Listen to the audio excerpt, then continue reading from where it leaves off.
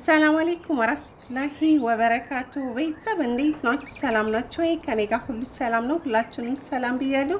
ሙስሊሞቹም ክርስቲያኖቹም በያላችሁበት ሰላማችሁ ብዝት ይበልኝ። ዛሬ አንድ እንግዳ ይዤ መጥቻለሁ። ቤተሰቦቼ ያው ብዙ ጊዜ እኔ ቶሎ ቶሎ ቪዲዮ ስለማለቅ ቻናሌ በጣም ቀዝቅዟል ማለት ነው። ኢንሻአላህ እንግዲህ ቅርብ ጊዜ ይስተካከላል ብዬ ተስፋ አደርጋለሁ፣ እይታው ማለት ነው።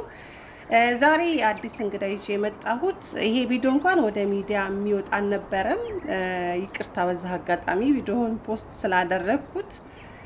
ምንድን ነው ይሄ ወንድማችን ቆንጅዬ ወጣት፣ የሚገርማችሁ ነገር ለእኔ ባለውለታዬ ነው። ወላሂ ነው የምላችሁ፣ ባለውለታዬ የራያ ቆቦ ልጅ ነው። በባህር እንግዲህ ብዙ ጊዜ በተለይ እህቶች ወንድም ያላችሁ እህቶች፣ እንዲሁም ደግሞ መልካም ልብ ያላችሁ ቀና ልብ ያላችሁ እህቶች ቪዲዮውን እስከ መጨረሻ ጭራት 4 ደቂቃ ናት አድምጡና ጥሩ ኮሜንት እንድትሰጡት ነው የመጣሁት። እናንተ ላስቸግራችሁ ብዬ ነው። ብዙ ጊዜ በባህር መጥቷል። ከአምስት እስከ 6 ጊዜ ይቅርታ፣ ከአምስት እስከ 6 ጊዜ መጥቷል በባህር። ያው ነገሮች አይሆኑም፣ ብዙ ጊዜ ተመላልሰዋል። በትንሹ ነው የምላችሁ። እና አሁን ደግሞ አገር ከገባ ወደ 4 ዓመት 5 ዓመት ሆኖታል። ጓደኞቹ ተመልሰው እየመጡ ነው። እኔ ደግሞ በባህር እንዲመጣ አልፈልግም። በቃ አገር ላይ ሆነ ዩቱብ ስራ ስለው፣ ያው በዙሪያው ያሉት ጓደኞች የሚዲያ ሰዎች አይደሉም። ኢንሻአላህ እኔ በቅርብ ስለምመጣ አብረን እንሰራለን ምናምን እያልኩ እያበረታታሁት ነው። አለይለም እስቲ ዝም በልና ከኔ ጋር እያወራን ነበር። ይሄ ስልክ ይሄንን ቪዲዮ የቀረጸው እስቲ ዝም በልና አሁን ልዝጋና ልውጣልህና ዝም ብለህ ካሜራውን ፊት ለፊትህ አስቀምጥና ቀረጽ አልኩት። ወላሂ ነው የምላችሁ። ዝም ብሎ እንደዚህ እያወራ ምናምን ነገር አፉን ነው የሚያጣቅሰው፣ ግን ምን እንደሚል ራሱ አይሰማም።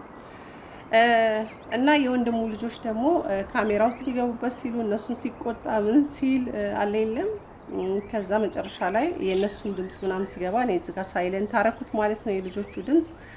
እና ሲልክልኝ በጣም ሳኩ ማለት ነው። አልተዘጋጀበትም። ቪዲዮ ለሚዲያ የሚወጣ አልነበረም፣ ግን ምንም ማለት አይደለም። በጣም ቆንጅዬ ነው፣ የሚያምር ቆንጅዬ ነው ደግሞ የራያ ልጅ ሆኖ እና ይሄን ይመስላል። እህቶቼ የምወዳችሁ የምትወዱኝ የምታከብሩኝ የማከብራችሁ፣ ስራ ቪዲዮ ዩቱብ ስራ በባህር እንዳትመጣ ብላችሁ ለዚህ ቆንጅዬ የሚያበረታ ኮሜንት እንድትሰጡልኝ ነው።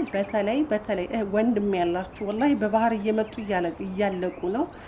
እዚህም ደግሞ እየተሰቃዩ ነው የመጡትም። እኔ እንዲመጣ አልፈልግም። ይሄም የሱ ቪዲዮ ነው። ከአሁን በፊት ባህር ዳር አጋጣሚ ለሆነ ነገር ሄዶ ነበርና እዚህ ባህሩ ስር ቁጭ ብሎ ከጓደኛው ጋር የቀርጾ ልኮልኝ ነበረ። ከዛሬ ይሄ ቪዲዮ ትንሽ ቆይቶ ነው፣ ከዛሬ 3 ዓመት በፊት እንደዚህ ይመስለኛል ልኮልኝ።